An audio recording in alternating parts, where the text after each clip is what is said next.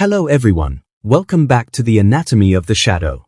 Today, we are stepping into the most dangerous room of the narcissistic matrix, the bedroom. You've felt it, haven't you? That electric, bone-deep intensity that feels more like a religious experience than a simple connection. You've been told that this level of passion is the hallmark of a soulmate, but your gut is whispering a much darker truth. You are not experiencing the heights of love. You are experiencing the first hit of a deadly narcotic. We are asking the big haunting question: why does intimacy with a creature who lacks a soul feel more addictive than any healthy relationship you've ever had? Imagine standing on the edge of a skyscraper, the wind whipping past you, the adrenaline screaming through your veins. That is how the narcissist greets your spirit. They don't just enter your life, they colonize your nervous system. In the beginning, the physical connection is so intense it feels like the sun is rising inside your chest. But look closer at the light. Is it the warmth of a hearth, or the blinding glare of a forest fire? You are being invited into a cinematic ritual of love bombing where your body is the instrument and they are the tone-deaf conductor playing a masterpiece of manipulation. You've probably spent months trying to describe this feeling to friends who just don't get it. They tell you to just leave, but they don't understand that you are physically tethered to a ghost. When you are with them, the world disappears. The colors are brighter, the air is thicker, and your heart beats with a frantic, desperate rhythm. This isn't romance, it's a neurochemical hijacking. You are being dosed with a cocktail of dopamine and oxytocin so potent it overrides your logic, your boundaries, and your survival instincts. You are becoming a junkie for a person who views your devotion as a cheap commodity. The narcissist is a master of the mirror. In the bedroom, they don't see you, they see the reflection of their own perceived greatness. They perform with a predatory focus that mimics genuine passion, but it lacks the weight of a human soul. You are seeking a union, but they are seeking a conquest. They use your vulnerability as a map to find the buttons that trigger your deepest cravings. Every touch, every whisper, every lingering gaze is a calculated move designed to ensure that you cannot breathe without the hope of their next hit. It is a psychological heist disguised as a romantic encounter. Let's be blunt, the intensity you feel is the result of intermittent reinforcement. In a healthy relationship, affection is steady and predictable, it's like bread. But with a narcissist, affection is a slot machine. Sometimes you win big, and most of the time you lose everything. That unpredictability is what creates the addiction. Your brain becomes obsessed with winning back that initial high, the version of them that worshipped you. You endure the coldness, the silent treatments, and the lies just for one more night of that electric connection. You are gambling with your sanity, and the house always wins. The big haunting question lingers because the disconnect is so brutal. How can someone who treats you like trash in the kitchen treat you like a god in the bedroom? This is the core of the addiction. The narcissist uses intimacy to reset the abuse cycle. Right when you are ready to walk away, right when you've finally had enough of the gaslighting, they pull you back in with a burst of physical intensity that makes you forget the bruises on your spirit. It's a trauma bond forged in the fires of biological manipulation. They are not loving you, they are rehooking you to the supply line. You are currently in the idealization phase, where the drug is pure and the price seems low. You think you can handle the come down because the high is so spectacular. But you are already beginning to notice the side effects. The anxiety when they don't text back, the feeling of being hollowed out even after you've been together, the way your self-worth is now entirely dependent on their mood. These are the shakes. This is the withdrawal. You are no longer an independent agent of your own life. You are a satellite orbiting a dead planet, praying for a sliver of reflected light. The narcissist knows exactly what they are doing. They are pharmacological predators. They monitor your reactions to see which dose works best. If you respond to tenderness, they will mimic it until they have your trust. If you respond to dominance, they will weaponize it to break your will. They are not in the room with you. They are in a laboratory, observing the effects of their toxins on your psyche. They don't care about your pleasure except as a metric of their own power.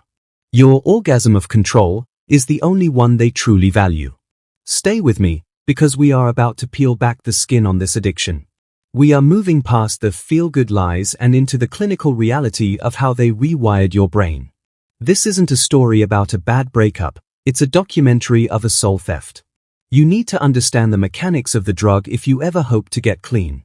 The narcissist wants you to believe that this connection is destiny, but I am here to tell you it is design. You were targeted because your capacity for deep love made you the perfect laboratory for their experiments in human suffering. The exposure begins now. Don't look away, even if the truth burns. The haunting question of why you can't leave is about to be answered with such blunt force that the spell will begin to crack. You are not weak, and you are not addicted to drama. You are a human being whose biological reward system has been weaponized against you. We are going to deconstruct the sex as a drug trap, paragraph by paragraph, until you see the dealer for what they really are. A hollow man holding a syringe full of shadows. To understand the addiction, we must look at the neurochemistry of the void. The narcissist provides a superstimulus. In the natural world, love is a slow-growing vine. In the narcissistic world, it is a lightning strike. Your brain is not equipped to handle this level of stimulation without forming an immediate, desperate attachment. The narcissist creates a dopamine spike that is identical to the rush of cocaine. When you are with them, your frontal lobe, the part of your brain responsible for logic and long-term planning, literally shuts down. You are operating on pure, animalistic need. Metaphorically, the narcissist is a hydraulic predator. They create a vacuum in your life by isolating you, criticizing you, and making you feel small. Then, they fill that vacuum with a sudden, overwhelming burst of physical affection. This pressure differential is what creates the rush. It's like a person being held underwater who is suddenly allowed to gasp for air. That breath of air feels like the greatest thing in the world, not because it's special, but because you were dying without it. The narcissist is the one holding your head underwater, and they want you to thank them for the oxygen. This is the casino effect. Imagine walking into a dark room where the lights are flashing and the bells are ringing. The narcissist is the grand prize that you almost won. They give you near misses, moments where they almost seem like the person you thought they were. This keeps you pulling the lever. Your brain becomes addicted to the pursuit. You aren't actually in love with the narcissist, you are in love with the possibility of the narcissist. You are chasing a ghost through a hall of mirrors, and every time you think you've caught them, they dissolve into cold, clinical indifference. Let's talk about oxytocin weaponization. Oxytocin is the cuddle hormone, the chemical foundation of trust and safety. During intimacy, your brain floods with it. For a normal human, this leads to bonding. For a narcissist, this is a vulnerability window they can exploit. While you are chemically primed to trust them, they are planting seeds of doubt, subtle insults, or future-faking promises. They are programming you while your defenses are down. It is a biological Trojan horse. They enter the city of your heart under the guise of a gift, only to burn it down from the inside once you're asleep. The trauma bond is the most visceral metaphor of all. It is the Stockholm syndrome of the bedroom. You begin to associate your abuser with your relief. Because the narcissist is the only one who can stop the pain they caused, you turn to them for comfort after they devalue you. This creates a psychological superglue. In the bedroom, this manifests as make-up sex that feels world-shattering. It's not passion, it's the frantic, hysterical relief of a prisoner being told they won't be executed today. You are bonding to your captor through the very act that should be your most sacred expression of freedom. The narcissist lacks affective empathy, but they have mastered cognitive empathy. They can't feel your pain, but they can calculate it. They know exactly which physical gestures will make you feel seen. They use eye contact as a weapon of entrapment. Have you noticed that dead-eyed stare right after the act? That is the mask slipping. The performer is tired, and the machine is reset. They have harvested your energy, and now they are looking at you like a discarded candy wrapper. The drug has been delivered, and the dealer is already thinking about the next transaction. You are living in a sensory deprivation tank of their making. By devaluing your personality, your intelligence, and your social standing, they make your physical connection the only place where you feel valid. They starve you of emotional intimacy so that the physical act becomes your only food. You become like an animal in a lab that will press a button 1,000 times for one pellet of sugar. This is weaponized deprivation. They aren't great in bed. They have just made the rest of your life so miserable that the bed is the only place you feel like a human being. The metaphor of the emotional vampire is literal here. They are energy scavengers. During intimacy, they are not giving, they are taking. They are feeding on your light, your vitality, and your supply. Have you noticed how exhausted you feel after being with them, while they seem energized and shining? You are a biological battery being drained to power their false self. The drug they give you is just a sedative to keep you still while they feed. It is a parasitic relationship disguised as a romantic one, and the high is just the feeling of your own life force being siphoned away. Why does it feel so dirty afterwards? That is your intuition trying to break through the chemical haze. Your soul knows it has been violated, even if your body is still buzzing from the dopamine. This postcoital dysphoria is the crash. It is the moment the drug wears off and you realize you are still alone, still unloved, and still in danger. The narcissist senses this and will often pick a fight or withdraw completely to ensure that you are left in a state of hunger. They want to make sure the crash is so painful that you will do anything to get back to the high. We are approaching the turning point. You have seen the lab, you have seen the chemicals, and you have seen the dealer's cold eyes. Now, we are going to look at what happens when the drug stops working. What happens when the junkie starts to wake up? The narcissist has a final dose they save for when they lose control, and it is the most toxic one of all. We are moving into the dramatic shift, where the power dynamic shatters and the drug addiction becomes a fight for your very survival. The mask is about to fall, and the monster underneath is starving. The dramatic turning point begins with a glitch in the matrix. It's the moment you realize the high isn't high enough anymore to mask the smell of the rot. You start to see the mechanical nature of their passion. You notice that they say the same things, use the same moves, and have the same dead eyes every single time. The secret knowledge begins to leak into your conscious mind. They aren't loving you, they are operating you. This realization is the first step of detox. And as soon as you stop being a good junkie, the narcissist's behavior undergoes a terrifying transformation. When you stop reacting with the same electric intensity, the narcissist experiences narcissistic injury. To them, your addiction was the proof of their divinity. If you aren't high on them, it means they are losing their power. Watch their reaction. They don't try to win you back with genuine love, they try to re-addict you with shock and awe. They might introduce darker elements into the bedroom, or they might engage in sexual triangulation, hinting that others are more appreciative of their gifts. They are trying to up the dosage because the old amount no longer keeps you compliant. This is the psychological plot twist. You thought they were the dealer, but they are also an addict. They are addicted to your supply. They need your reaction to feel real. When you become gray rock, cold, flat, and unresponsive, the narcissist begins to withdraw themselves. They enter a state of ego collapse.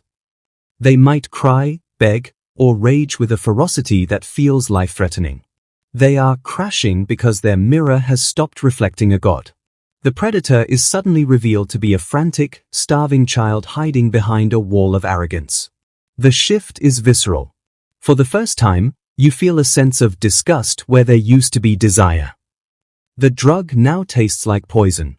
You look at them and see a biological machine, a pathological entity, rather than a lover.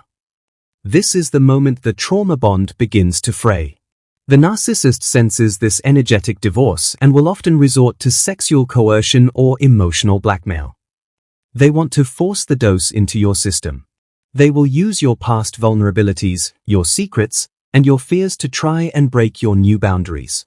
The bedroom is now a war zone. Let's talk about the withholding. When the narcissist realizes they can't hook you with intensity, they will try to break you with deprivation. They will stop touching you entirely. They will sleep on the couch, or stay out late without calling.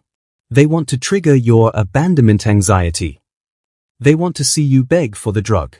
This is the cold turkey phase of the relationship. They are betting that your withdrawal symptoms will be so painful that you will crawl back to them and accept any level of abuse just to be seen again. It is a high-stakes game of psychological chicken. The cinematic tension is at its peak. You are sitting in the silence of your own home, feeling the ache in your bones. Every cell in your body is screaming for the oxytocin hit. You are scrolling through old photos of the good times, the idealization phase, trying to convince yourself that it wasn't all a lie. This is the relapse window. The narcissist knows this window exists and will often send a Hoover text at exactly the moment you are weakest. I was just thinking about that night in. They are pinging your dopamine receptors, trying to see if their addiction is still active. But this time, you don't respond. You sit with the pain. You let the withdrawal wash over you like a tide of glass. This is sovereignty being born.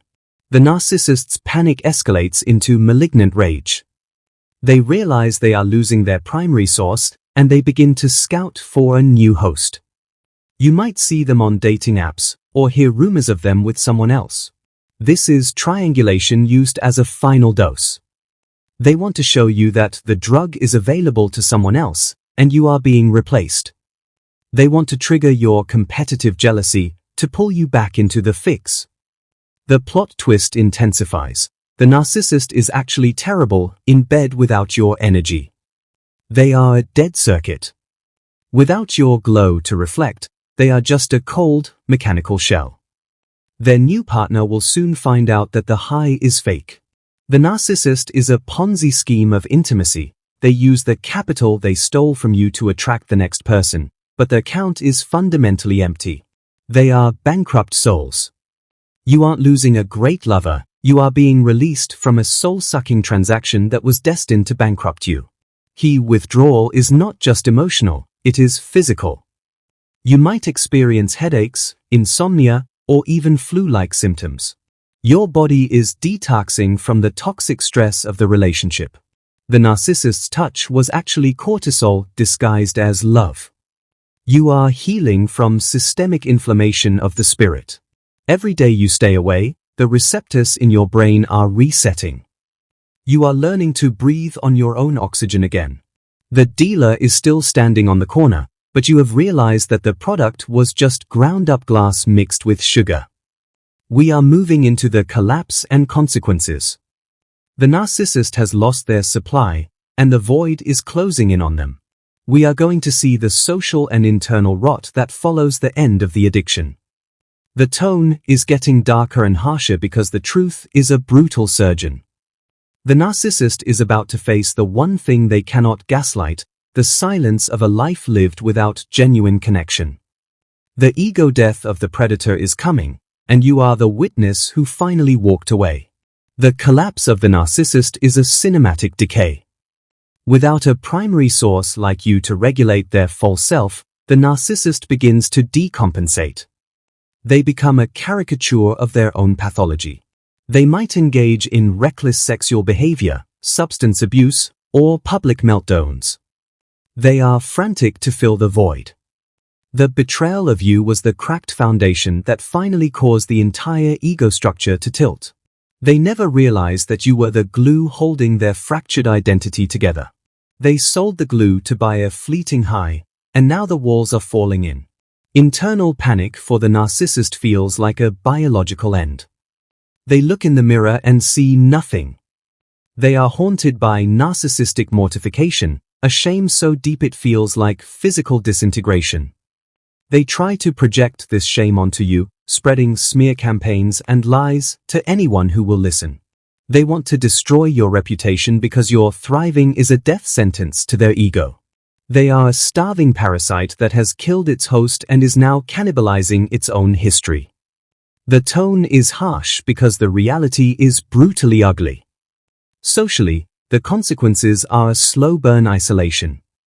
The narcissist's mask is melting. Their charisma now feels oily and desperate. People begin to see the pattern. Their exes start talking to each other. The flying monkeys start to drift away. The narcissist is left in a desert of their own making. They never realized that integrity was the only currency that mattered in the long game. They spent their reputation to get one over on you, and now they are bankrupt in a world that doesn't accept counterfeit soul currency. Their addiction has a final act for the narcissist: obsession. They might stalk you, harass you, or monitor your life with clinical precision. They aren't doing this out of love, they are mining for negative supply. If they can't make you happy, they will make you miserable. Both are doses of relevance. They want to see that they still have the remote control to your emotions. Every reaction you give them, even anger, is a hit of dopamine for their starving ego. This is why no contact is not a strategy, it is a life-saving medical intervention. Watch the physical decay of the predator. Stress is a physical poison. The narcissist often ages brutally once their supply lines are cut. They look gray, hollowed out, and tired. The energy they stole from you is running out. They are a device that can't hold a charge. They plug into new people, but the connection is weak and flickering. They are obsolete technology in a world that is evolving toward authenticity. The sex as a drug trap has snapped shut on the dealer. They are trapped in their own empty laboratory. The internal rot is absolute. The narcissist starts to hate the new supply because they aren't you. They resent the work of having to start the performance over.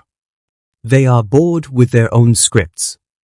They are living ghosts haunting their own past conquests. They never realized that love was the only thing that grew over time. Their addiction to novelty has left them with a collection of broken toys.